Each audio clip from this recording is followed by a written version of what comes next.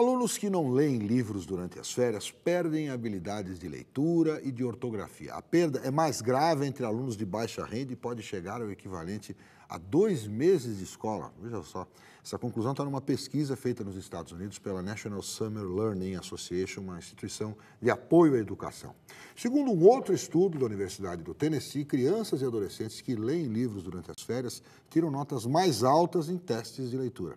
Nós vamos saber um pouquinho mais sobre a relação da leitura com o aprendizado com Claudemir Belintani, que é professor da Faculdade de Educação da USP e que pesquisa temas como linguagem, educação, leitura e também oralidade. Tudo bem, Claudemir? Tudo bem. Então, realmente ler faz diferença no desempenho dos alunos mesmo em outras matérias que não sejam a língua portuguesa?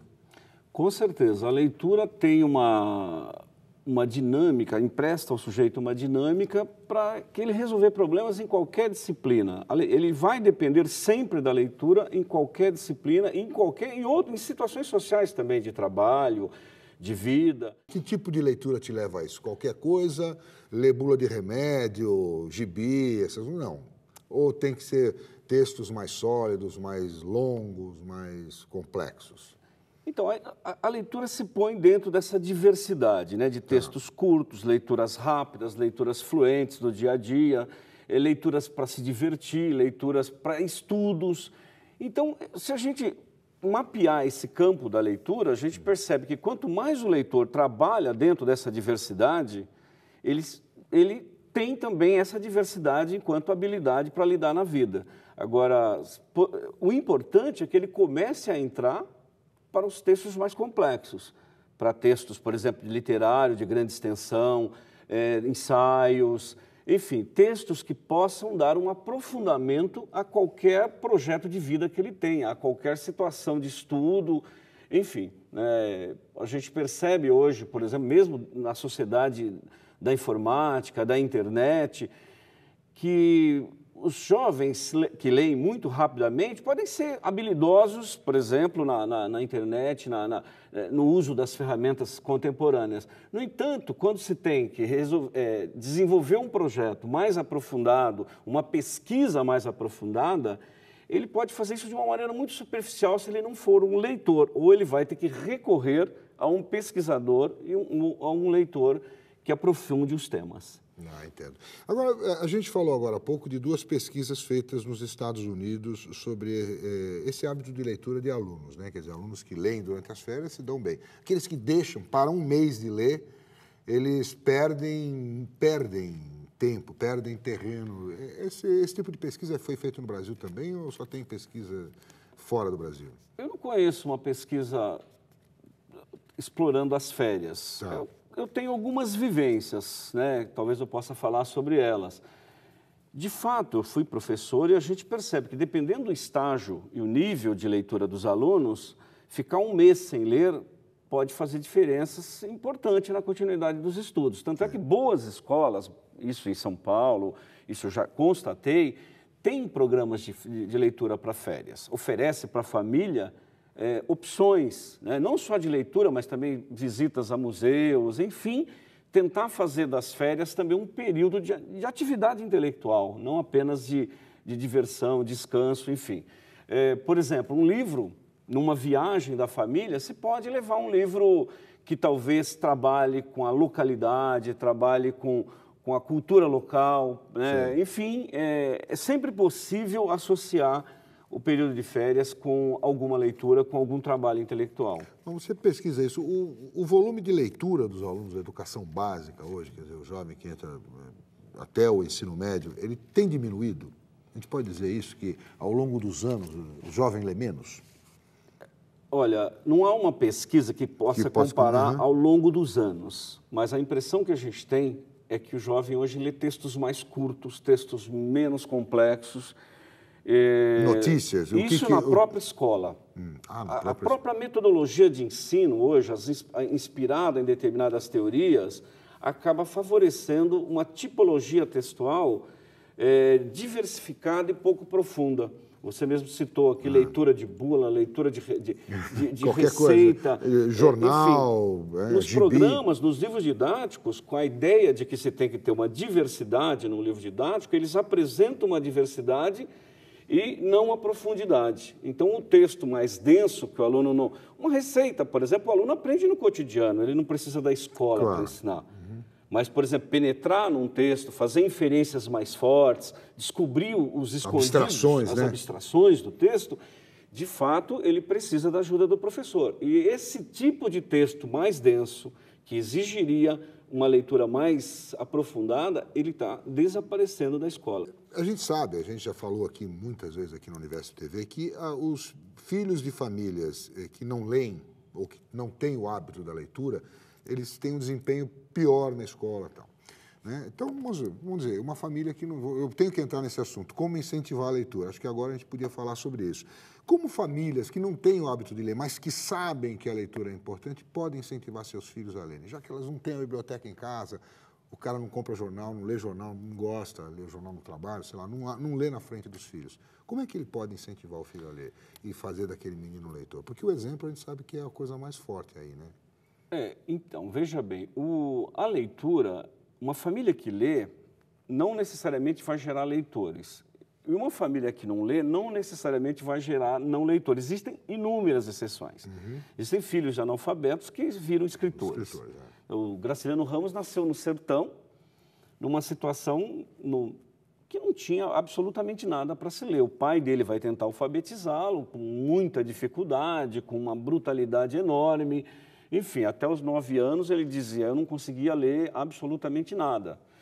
Então, veja bem, existem possibilidade, por exemplo... Mas isso são exceções, né, professor? São exceções, mas veja bem, existem possibilidades de se trabalhar com uma família que não tem o hábito da leitura, ou que não é leitora, ou que nem sabe ler. Mas, por exemplo, gosta de contar histórias. Sei. Gosta de brincar com a palavra. Então, tem modos de engajamentos na língua, na oralidade, na tradição da oralidade. Por exemplo, uma adivinha bem feita e bem jogada, em que o interlocutor se põe, de fato, a desmontar o texto, é um exercício de compreensão de texto. Ele lida com uma metáfora, ele lida com metonímia, com os exageros que se tem ali, enfim, ele desmonta o texto. Isso é uma leitura na própria oralidade. Certo. Uma história longa que alguém conta, existe ali a capacidade de narrar. Esse aluno, quando ele entra na primeira série, se ele tem essa tradição, ele tem alguma coisa muito forte, se ele tem essa tradição oral. O grande problema é o aluno que vem de uma família que não é leitora e de uma família que trabalha a partir de uma fala, que eu diria assim, regida pelo imperativo. Vai, faça, pega, leva. Enfim, é um aluno que vem com uma linguagem extremamente fragmentada para a primeira série. Sim. E aí o que é que faria um educador? O educador teria que repor minimamente textos mais completos na memória desse aluno.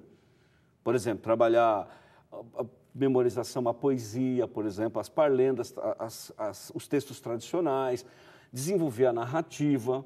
Sem isso, não tem leitura. O leitor, ele conta com textos para trabalhar, no momento da leitura, fazer a intertextualidade. Sim, claro. Ele tem que reconhecer uma narrativa, por exemplo, se ele ouve história do Saci, né? Na família dele de analfabetos, ele escuta falar do Saci, escuta histórias e tudo mais. Ele se depara, foi o meu caso na história, por exemplo, se depara com o livro do Monteiro Lobato e alguém conta para ele ou lê um trecho. Ele fica enlouquecido para ler o livro do Saci. Então, vamos dizer assim, esse jogo intertextual entre a oralidade e a leitura pode ser a salvação de uma criança que vem de uma família de analfabetos. Quer dizer, o professor tem que se ligar nisso, ele tem que saber que alunos da turma dele não têm esse hábito de leitura, ele tem que perceber isso. Exatamente. A família pode não ter o hábito de leitura. Isso não quer dizer que a situação está perdida. Exatamente. Ele pode ser recuperado, aquele aluno. Ele pode ser recuperado a partir dessa memória oral. E se ele não tem a memória oral, tem que haver um esforço coletivo dentro da escola de repor essa memória. Nós fizemos um projeto recente, projeto FAPESP, fizemos uma pesquisa que incidia exatamente na série inicial. A gente tentava perceber se as crianças traziam um repertório interessante de cultura oral e qual era a situação dela no final do ano. Quer dizer, como é que isso tudo se engajava. A gente percebia que os alunos que tinham mais dificuldades, que ficavam ali como não alfabetizados até o fim, eram exatamente os alunos que não tinham nenhum recurso oral. nenhum recurso dessa oralidade. Sei, Por exemplo, não sabia narrar uma história. Algumas crianças não conseguem narrar os Três Porquinhos. Ele confunde, ele salta do início para o fim. Ele não consegue fazer as fases, não consegue encadear a narrativa. Entendo. Tudo isso é fundamental para que o leitor apareça. Então, são essas coisas que têm que ser trabalhadas. Agora, você acredita que exista aí uma geração, sei lá, uma geração do videogame, uma geração da informática, que já nasce ligado à informática e desligado desses textos mais longos, mais abstratos? Existe isso hoje? O professor tem que se preocupar com isso? Tem que se preocupar. E a entrada da informática na escola, a entrada da internet na escola tem que levar isso em consideração, sim, né? Nós estamos, por exemplo, desenvolvendo o projeto UCA do governo federal e a nossa preocupação é muito grande com essa questão. Quer dizer, os alunos podem ter muitas habilidades. Quando ele entra, por exemplo, na internet ou entra no Windows ou num programa, ele abre a janela, fecha a janela, abre, tem tanta habilidade, com muita facilidade, num telefone celular, enfim, a gente fica abismado. Mas se a gente for pensar, esse nível associativo de abrir e fechar a janela e saltar de um assunto para outro, de uma imagem para outra, de um tema para outro, não dá nenhuma matriz, vamos dizer, para uma reflexão mais densa sobre o próprio ato dele, ou sobre o estudo que ele está fazendo no momento, enfim. Hoje é muito comum as crianças acharem que o conteúdo que está no site é o conteúdo correto que o professor quer, por exemplo. Então, ele baixa o conteúdo e entrega para o professor. Entendo. Não há uma reflexão, não há uma síntese. Não pensa naquilo, não lê aquilo, não faz nada. Exatamente. A síntese, a análise, a síntese, a reflexão, as paráfrases dos textos que eles encontram, a refacção desses textos, produzir novos textos, enfim, entrar num esquema de autoria dentro da internet é um caminho que os professores têm que pensar, têm que levar a sério, porque esse aluno mexedor, que a gente admira tanto, ele pode ficar simplesmente mexedor de computador. Mexedor de computador. A formação dele fica absolutamente isolada. Seria interessante trazê-los também para o livro, para o campo da leitura. E isso é fundamental. Tá certo. Professor, obrigado por suas ideias. O tempo acabou, a gente podia falar bastante mais aqui, mas... Ok, eu que agradeço. Obrigado pela sua presença aqui no Universo TV. A gente faz agora um intervalo rápido, voltamos daqui a pouquinho. Até já.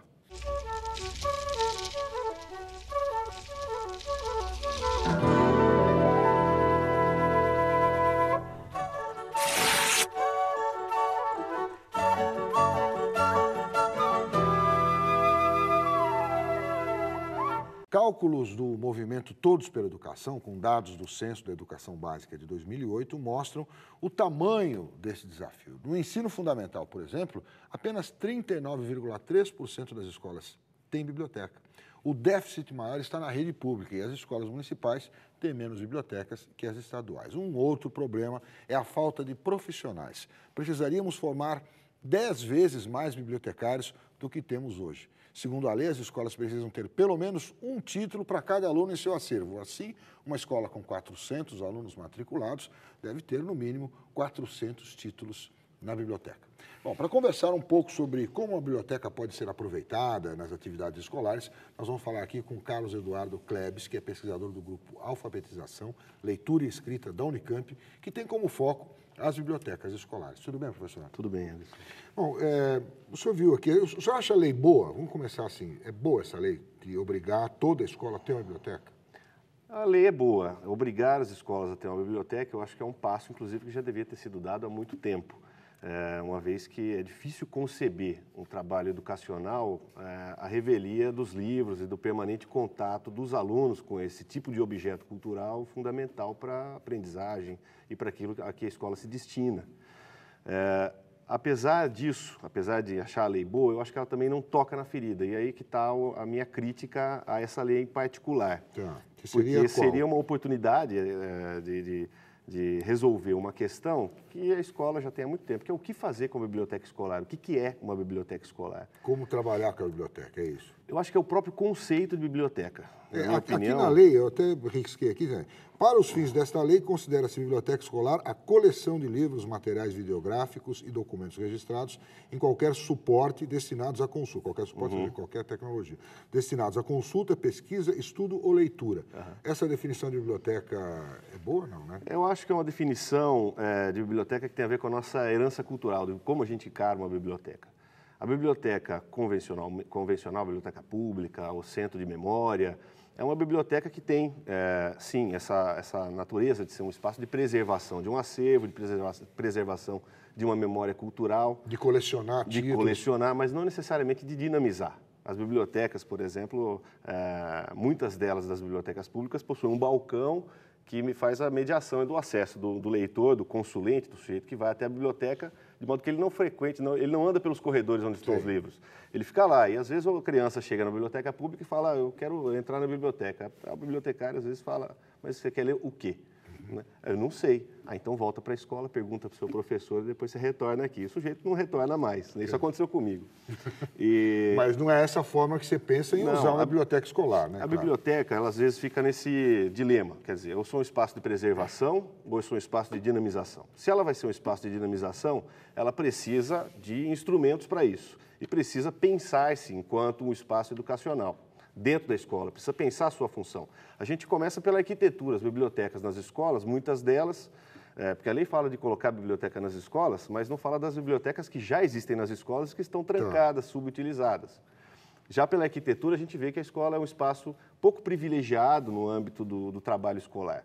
Ela fica num cantinho, numa salinha, muitas vezes trancada, a maioria delas sem Uma sala onde não caberia uma sala de aula normal, por exemplo. Exato, uma sala. E aí tem também a questão das posturas que a gente tem em relação à biblioteca escolar, que são posturas copiadas das bibliotecas convencionais. A postura do silêncio. Então, o sujeito entra na biblioteca, tem que se comportar de forma comedida, às vezes a semelhança de como se ele estivesse num velório, tem que cochichar, falar baixinho, né?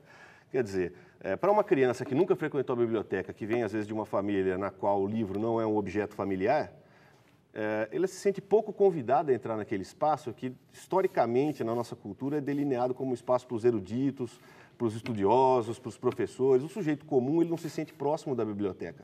E eu acho que a biblioteca escolar ela tem esse papel de ser um espaço de democratização da leitura, de levar a leitura para as pessoas, independentemente do prestígio social que elas têm, ou se elas pertencem ou não a uma elite cultural, ou se elas têm ou não uma experiência prévia com a leitura. E, para isso, a biblioteca precisa criar eventos dentro dela. A biblioteca escolar precisa criar eventos de dinamização da leitura. Eu acho que esse é um problema que cada escola precisa resolver, mas sem o apoio de políticas de fomento à leitura, de fomento à dinamização da leitura nas bibliotecas escolares, isso fica... Quer dizer, você acha que então essa lei poderia ter aproveitado e incluído alguma coisa nesse sentido? Ah, sem dúvida. Podia ter incluído, por exemplo, a construção de um projeto de biblioteca escolar que cada Secretaria de Estado ou, por exemplo, cada sistema de ensino deveria organizar para que as suas escolas, de fato, fizessem um bom uso desse acervo. Tem escolas que recebem acervo já há muito tempo do PNBE, que é um programa Biblioteca na Escola, e a gente percebe em algumas escolas que eu visitei, por exemplo, caixas desses acervos ainda fechadas, ainda intocados, porque a escola não tinha um projeto de dinamização e ficava esperando chegar alguma coisa. O que chegava da secretaria geralmente tinha a ver com preservar aquele acervo tem que durar, cada livro tem que durar 3 anos, 5 anos. Você veja aí que nessa lei a ênfase está muito grande nisso. São 3 coisas para preservar, guardar organizar né? E regular o funcionamento. Quer dizer, esse regular o funcionamento a gente poderia tomar como uma forma de entrar nessa sua questão, não? A questão de funcionamento não tem só a ver com a biblioteca estar aberta. Eu acho que ela precisa realmente pensar-se diferente, pensar que ela não é uma biblioteca comum. Não é só um lugar para o sujeito ir lá retirar livros, é um lugar para construir. Atrair, sem dúvida. Você veja, preservar os livros é uma coisa importante para quem quer vender livros, por exemplo. Mas as livrarias, as grandes livrarias, hoje em dia, têm adotado uma postura em relação à literatura infantil de permitir o acesso das crianças que vão até a livraria aos livros que lá estão. Então, elas podem pegar, olhar, vira e mexe um rasga, um estraga, mas é assim que a criança vai construindo uma relação com esse objeto. Tem um livro muito interessante, que é bem conhecido, que é o Admirável Mundo Novo. No capítulo 2, lá fala do Ministério do Condicionamento Social, e tem os alfa, os deltas, quer dizer, tem as diferentes castas. Uns Os delta destinados aos trabalhos braçais, os alfa aos trabalhos intelectuais. Um tem que gostar dos livros, porque vai trabalhar com intelectuais. Então, quando são bebês, eles são colocados numa sala cheia de livros espalhados e eles vão rastejando pela sala. Quando eles tocam num livro, aí uma melodia agradável vem no ar, a luz fica mais cálida, cria-se um ambiente de acolhimento, né? E aquele sujeito vai permanentemente nesse contato, produzindo uma relação positiva, mesmo antes de saber ler. Já os delta, eles têm que detestar a leitura, porque eles vão ser destinados aos trabalhos braçais. Então, eles são colocados numa sala também cheia de livros. Quando eles tocam nos livros, eles levam um choque elétrico, soa uma sirene e aquela experiência do trauma. Né? Quer dizer, a biblioteca escolar ela pode fazer uma coisa ou outra. Né? Vai depender de como ela é pensada para construir uma relação positiva com a leitura e a gente daqui para frente poder discutir não só a obrigatoriedade de ter uma biblioteca nas escolas, que eu acho isso fundamental, isso é elementar, né? Mas o que fazer com isso lá dentro? Como dinamizar essa leitura, como pensar a biblioteca como um espaço que seja convidativo, atraente, não só um espaço cheio de estantes ordenadas, em que desordenar é uma transgressão, em que fazer barulho é uma transgressão, porque isso é pouco convidativo para as crianças que são naturalmente ruidosas, naturalmente desordeiras. Porque se eu não puder construir uma relação lúdica com esse objeto, eu não vou me interessar por ele. Tem muita gente que faz uma relação assim com relação à informática, né? Da biblioteca, informando, daqui a pouco as pessoas estão aí baixando o livro pela internet, quer dizer, como é que se houve essa relação das pessoas com a internet, que também é fácil, as crianças se dão muito bem com o computador quando têm acesso a ele, e com os livros, quer dizer, nas escolas também tem lá uma sala de informática, né? E ela é tão proibitiva quanto a biblioteca? Ela passa pelo mesmo problema, porque não se sabe como utilizar aquele espaço. Dar o recurso é uma coisa importante, mas dar o recurso sem um suporte adequado no sentido do que fazer com aquilo pedagogicamente é dar com os burros na água. Quer dizer, as bibliotecas em muitas escolas estão trancadas, assim como muitas salas de informática com computadores que estão já lá obsoletos e nunca foram utilizados, quer dizer, no sentido de preservar o maquinário, não se usa a sala de informática, sem contar as questões de acesso à internet, etc. Mas a experiência com o livro, como objeto físico, eu acho que ela é insubstituível. Eu não sei se isso é um romantismo da minha parte, mas eu acho isso, entrar numa biblioteca e estar no meio daquilo tudo, é uma experiência simbólica, uma experiência estética muito significativa. Parece que você está no meio de um monte de conhecimento. Exato. É uma sensação muito agradável. Você se sente abraçado pelas coisas. Acho que sim. Agora, a lei fala também do bibliotecário, da figura do bibliotecário, de respeitar a profissão de bibliotecário. E como eu falei agora há pouco, a gente vai ter que formar um caminhão de bibliotecário, quer dizer, que as nossas faculdades talvez não tenham condições de formar. Como é que fica essa situação com relação a bibliotecários? Você acha que é necessário mesmo? Ou um bibliotecário pode resolver a situação de várias escolas? Eu acho que o bibliotecário da biblioteca escolar, primeiro de tudo, ele deve ser um bibliotecário educador. Ele não é um bibliotecário qualquer, não é uma pessoa que está lá só para ordenar os livros, catalogá-los e cuidar deles. Não é um guardião de livros. Até porque se a biblioteca se pretende enquanto espaço de preservação do seu acervo, ela vai preservar de quem? Evidentemente dos leitores, né? Eu acho que é preciso pensar na figura de um bibliotecário educador, então tem que se pensar o currículo da biblioteconomia, tem que se pensar também o professor no curso de pedagogia, o que fazer com essa biblioteca, porque nos cursos de pedagogia a gente não tem um trabalho voltado para a utilização da biblioteca e dos recursos que a escola põe na mão do professor, quando põe. Mas a figura de alguém responsável pela biblioteca ela é importante, sim. Porque em muitas bibliotecas, para você ter uma ideia, 78% das escolas da rede estadual de São Paulo tem um espaço chamado biblioteca. Mas só 15% dessas salas de leitura, né, estão em funcionamento durante o horário dos períodos em que a escola funciona.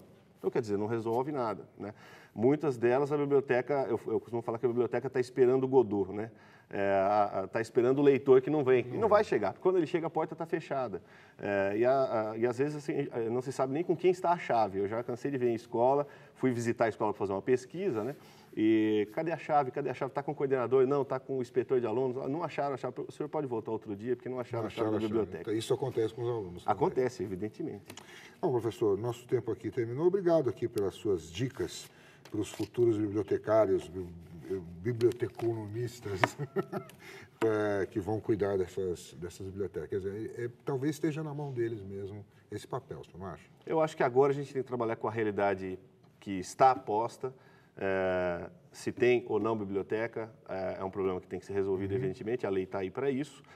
O prazo é muito longo, na minha opinião, 10 anos é muito tempo, mas o problema também é grande.